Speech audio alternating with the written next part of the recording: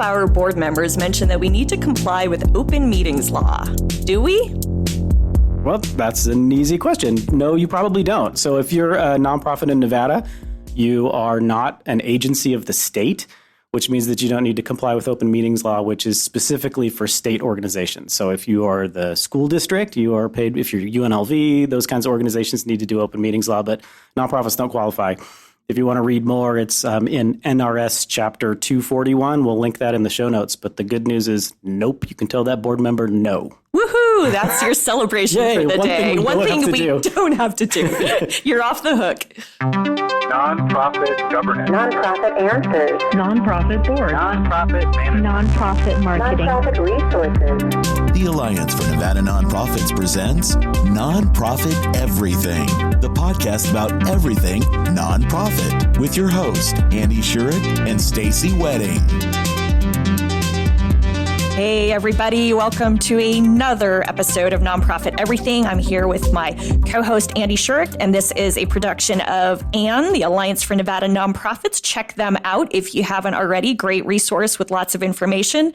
Again, we are so happy to have you with us. We love attempting at least to answer your questions, and we want to keep hearing from you. So please don't forget to send us your questions. Go to nonprofiteverything.com or just poke Andy and I when you see us, and we'll do our best to make sure your question's included.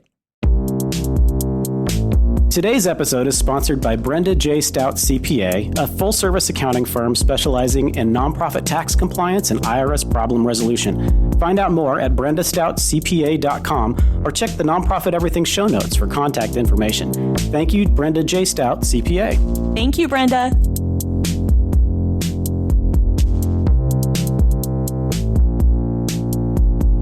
Okay, Stacey, this might be the longest question that we've ever received. Ooh. And it's got a lot of cool context in it, so it's probably good that we read the whole thing. So bear with us. This might take a little while. Oh, boy. During my most recent interviews with local nonprofit organizations, they asked why my last two positions were relatively short periods of employment. My current role is at a year, and the previous role was 1.5 years.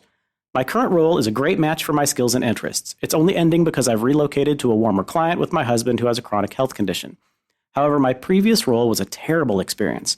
The executive director regularly no-showed to meetings with grantors and board members, openly fought with the board in front of staff, would go for weeks without showing up at the office and not tell staff what was happening, and had no previous nonprofit or management experience.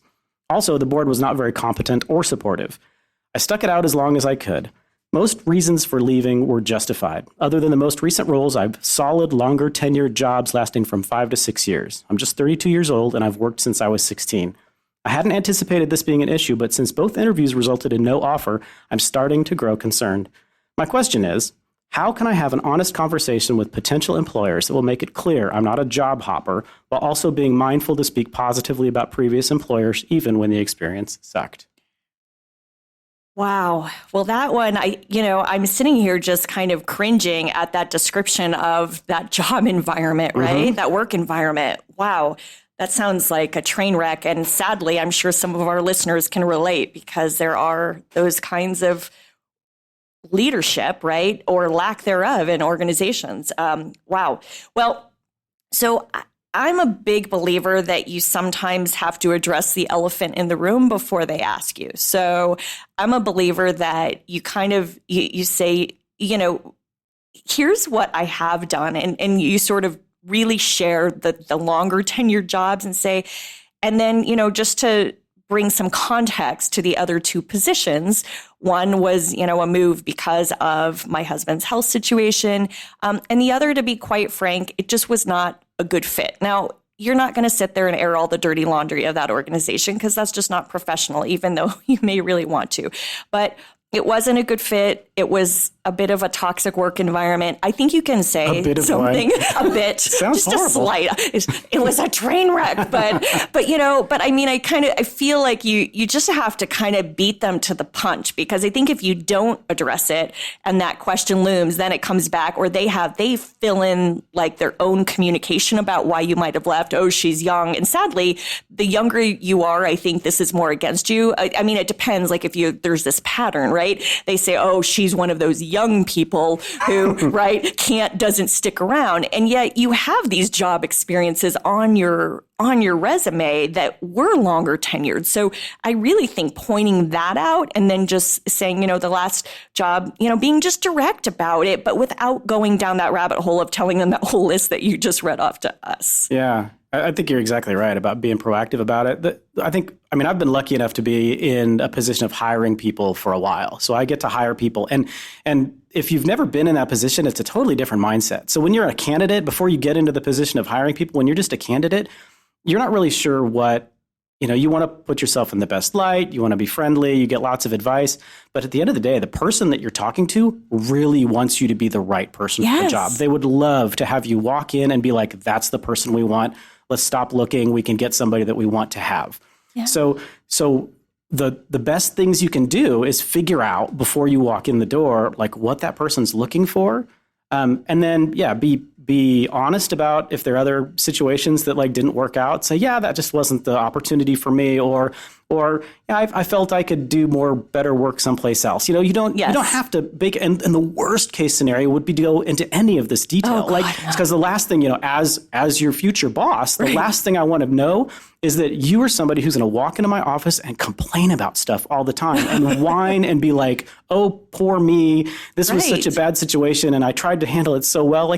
I don't want, as your boss, I don't care. Right. I don't want that. I want you to do your job. I want you to do your job really well. And I want to, when I see you in the hallway, I want to remember oh yeah, that person works for me. Yeah, exactly. Right. Well, and you don't want, because the other thing here that would be going through my mind if I were the one hiring is I would wonder, oh God, what if our organization, no organization's perfect. We have our bumps.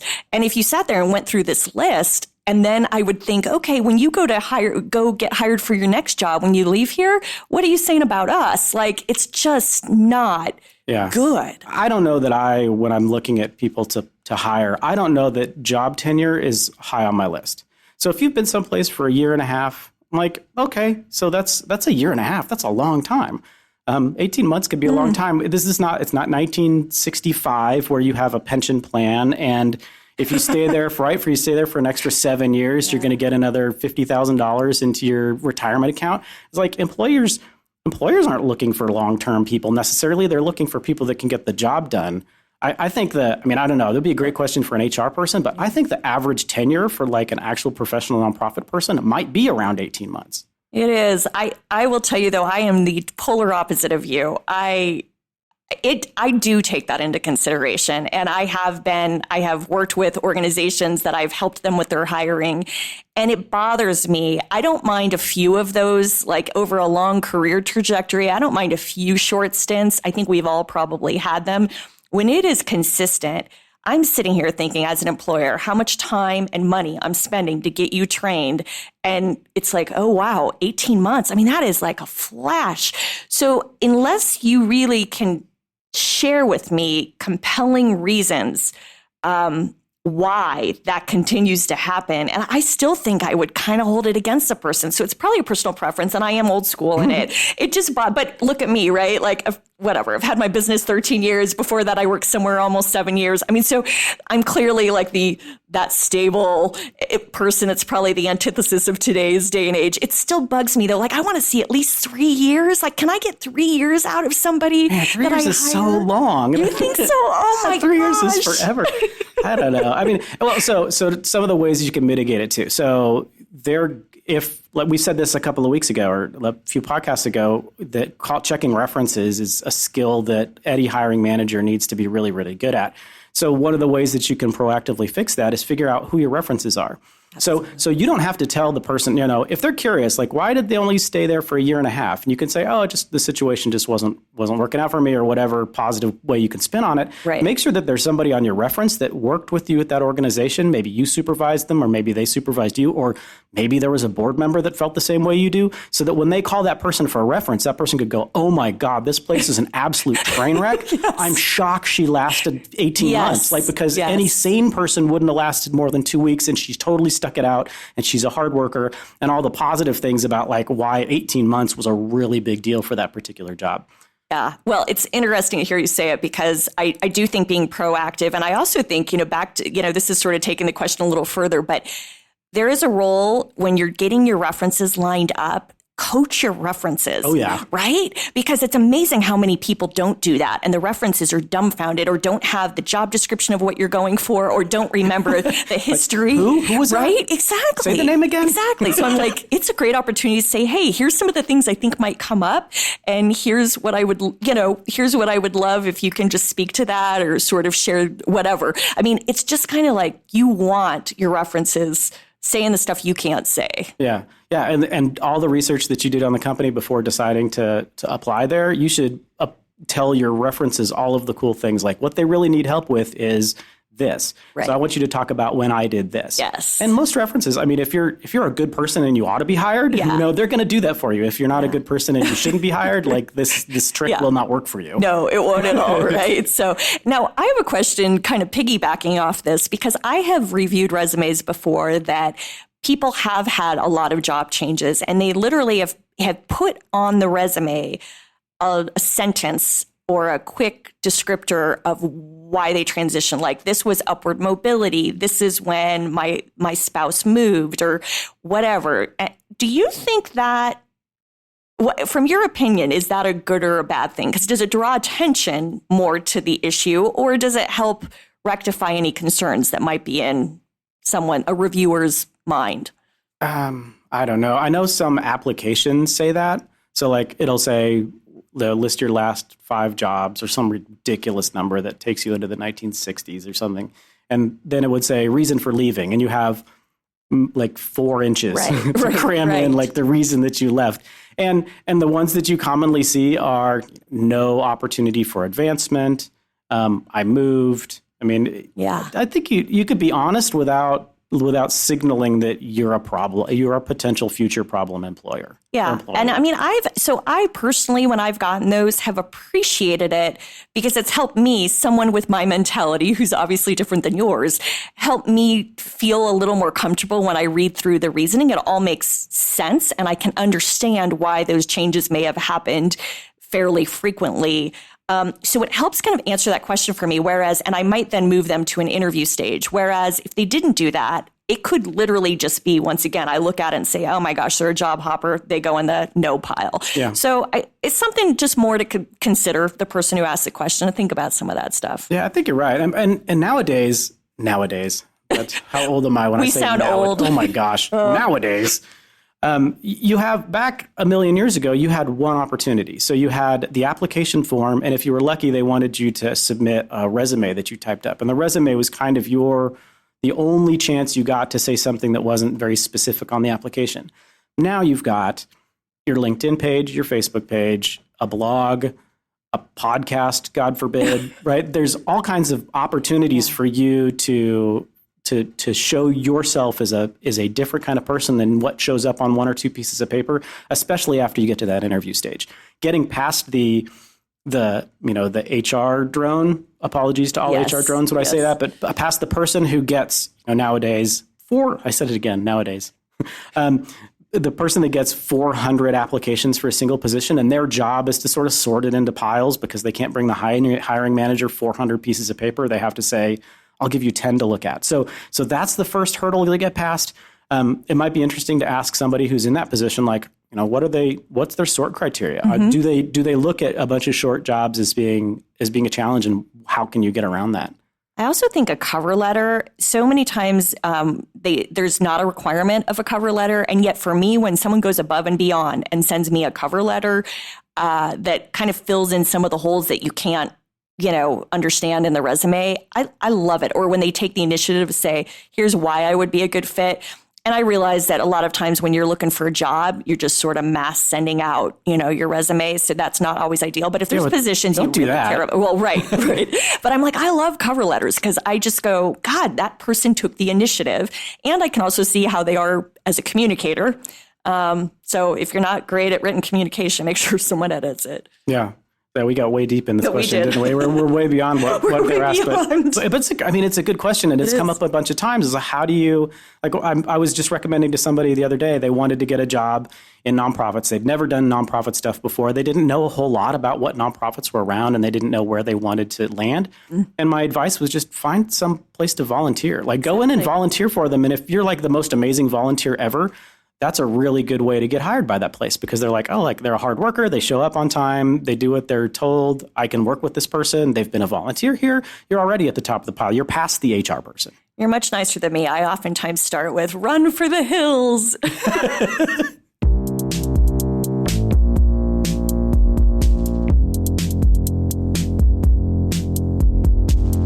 All right, Stacey, this is like a trivia question. Ooh, Ready? I'm holding on. What's the difference between overhead and operating costs? Well, so it's interesting because I think a lot of people in the nonprofit sector kind of combine those into one, and yet they're different, right? So when you think of operating, it's really like the materials, the labor, right? Staff time, if there's machines used in what you do, whatever that might be, right? But your materials, your supplies used to kind of deliver the service, right? Or offer the program you're offering. And overhead is kind of those more intangible. So it's not related to those things. It's more like static, like I always call it static costs. So thinking a little bit about, if you have, like the rent that you pay, right, on your building, some of the facility costs, if there's insurance, those types of things that are just to run the business, but that aren't directly related to the output. Does that make sense? Yeah, it does.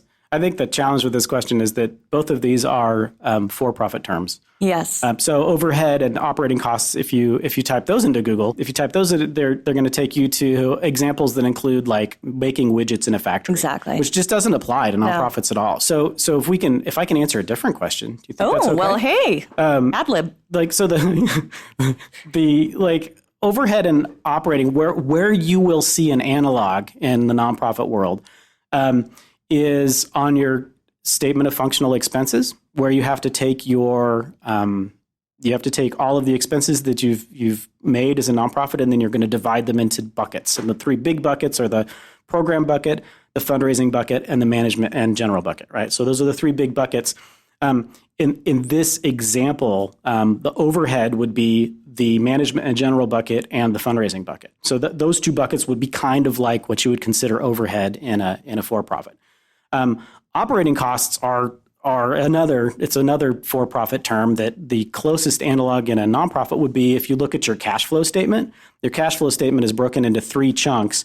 One of them is financing, one of them is operations, and one of them is investments. So the operations one, that section of your cash flow statement is what they would also consider operating costs. And that's basically all of the money it takes to do what you're doing, but not all of the money that you're making off your investments and not all of the money that you're paying to pay for stuff over a long period of time, like your building or like if you've got a line of credit or something like that. So it's really the things that are using to actually do your program. Well, and I think the distinction you make is a good one and an important one, because I think overhead and operating terms are oftentimes used in the boardroom. And so you have to, as staff, if you are the ones in that boardroom, understand what board members are talking about when they're referring to overhead operating. There's also a lot of funders, candidly, that use that in their grant, in their RFPs and such, that will use language like that. So understanding the transferability between, for-profit and nonprofit and how those relate, and how you just broke it down is great. Yeah, and I mean, as a former CFO, if somebody says something like, "Can you tell me your operating costs?" My first response would be, "Can you tell me what you mean by that?"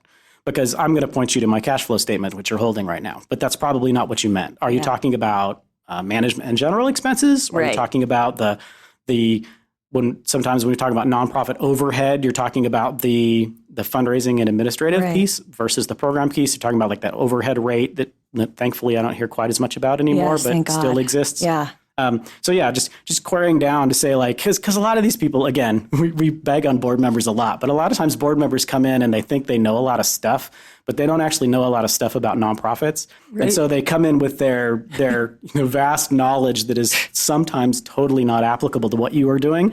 And so, it's okay to play dumb and go, can you explain what you mean by that?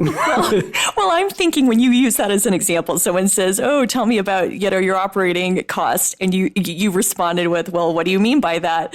I mean, I think someone would be dumbfounded. They wouldn't even know how to answer that. They'd be like, you're our CFO and you're asking. I think that could be a risk though. Like, I get what you're saying. You're trying to you're trying to sit there and really get them to clarify, but it's also like, they don't even know what they don't know. So it's I see your point. You if you're a CFO and you're listening to this, like you have to cultivate that relationship between your board and yourself so that they don't take it the wrong way. Yes. Like either they don't think this person they think doesn't you're know a loser, right? This person doesn't know what they're talking about. Yes. Instead of like, I actually know a lot more than you do about this. Which is why I asked you that. I need you to rephrase your question so that I can answer it, right?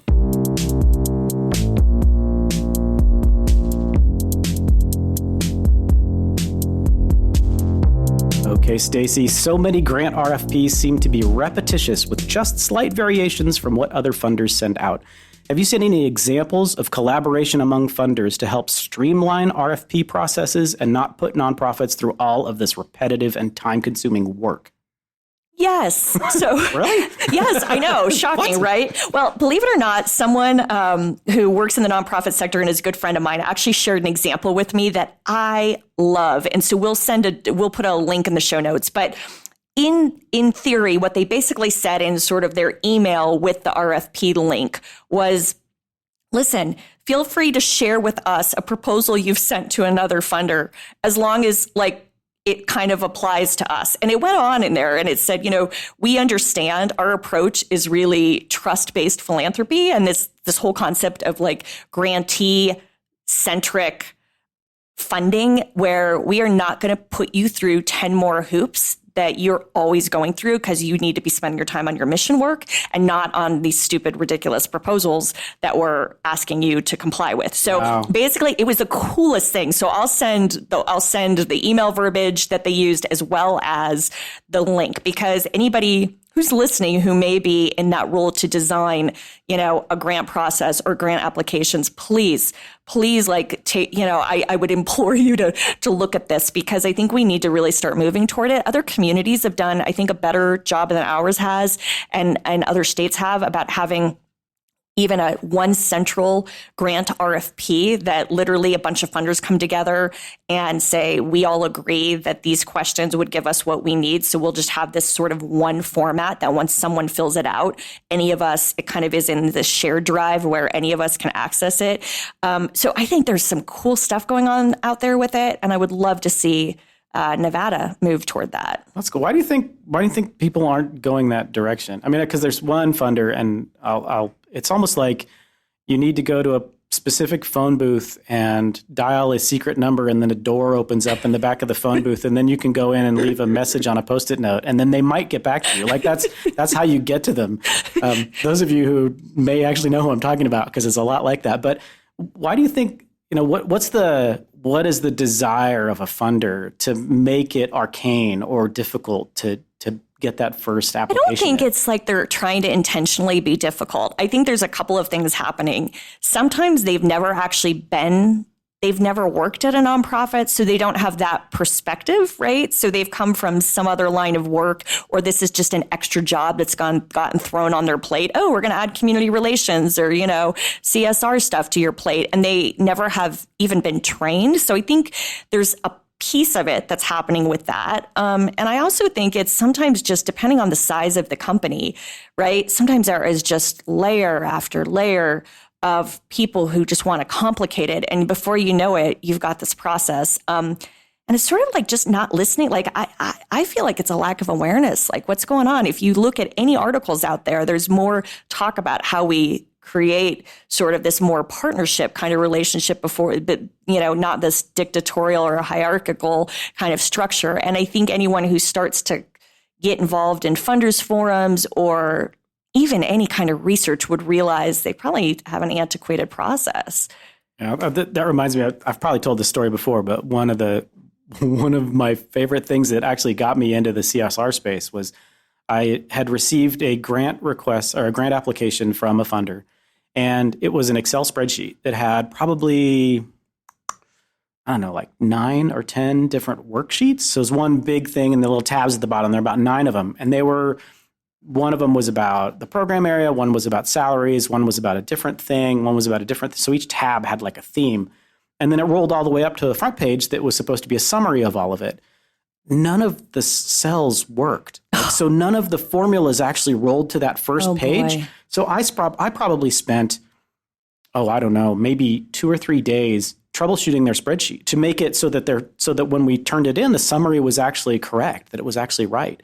And of course, one of the things that they're asking for is they're curious about like overhead, like how much time are we going to spend on administrative stuff for this grant? And it's like, well, I just spent 2 days fixing your thing, and you probably don't want to pay me for that, do you? So it was like this disconnect, and you wondered, like, has nobody reached back out to the funder and said, hey, by the way, your spreadsheet's broken? Or are they not even looking at it? Because if everybody else is turning in the same thing without checking it the way I did, they're getting a bunch of garbage information. Totally. Are they making their decisions based on garbage?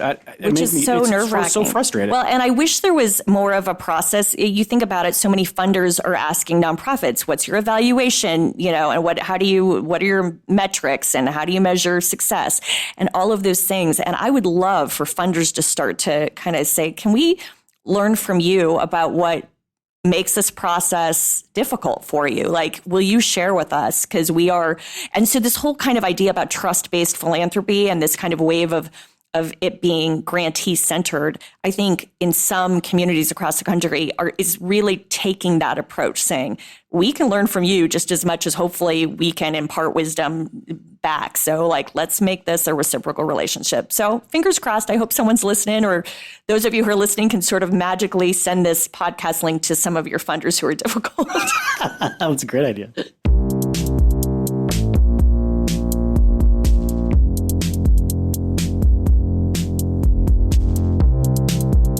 Well, thank you. You have made it to the end successfully of another episode of Nonprofit Everything.